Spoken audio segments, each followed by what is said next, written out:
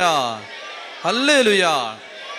ഇതാണ് വചനം കേട്ടോ. സാമ്പത്തിക കടബാധ്യതയുള്ളവർ ഇത് ആർത്തിക്കാരൊന്നും ഇത് എഴുതിയെടുക്കരുത്. അത്യാവശ്യം നിവൃത്തി ഉണ്ടെങ്കിൽ ഇതൊക്കെ ഇങ്ങനെയുള്ള വാക്യങ്ങൾ വായിക്കുകയേ ചെയ്യേണ്ട.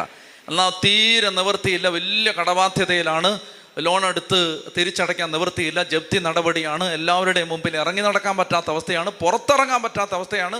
അങ്ങനൊരു കുടുംബം ഈ അടുത്ത ദിവസങ്ങളിൽ വന്നു. പുറത്തിറങ്ങാൻ പറ്റില്ല, പുറത്തിറങ്ങിയാൽ അപ്പം തന്നെ പോലീസ് കൊണ്ടുപോകും. അങ്ങനെ ഒരു കുടുംബം. അപ്പോൾ അങ്ങനെയൊക്കെ ഉള്ള ആളുകളുണ്ട്. സാമ്പത്തിക ഞെരുക്കം, അവരെ നമ്മൾ കാണണം, അവരെ കാണാതിരിക്കാൻ പറ്റില്ല. അതുകൊണ്ട് അവർക്ക് വേണ്ടി മാത്രം ഹഗ്ഗായിയുടെ പുസ്തകം 2-ാമത്തെ അധ്യായം 7-ാമത്തെ വാക്യം. ഹഗ്ഗായി 2:7. ഞാൻ എല്ലാ ജനതകളെയും കുലുക്കും, അങ്ങനെ എല്ലാ ജനതകളുടെയും അമൂല്യ നിധികൾ ഇങ്ങോട്ട് വരും. അതാണ് കർത്താവ് പറയാണ്, ഞാൻ ചില ആളുകളെ പിടിച്ച് കുലുക്കും, അവരുടെ ഉള്ള കാശ് നിന്റെയിലോട്ട് വരും. ഉറക്കെ പറഞ്ഞേ ഹല്ലേലൂയാ, ഹല്ലേലൂയാ.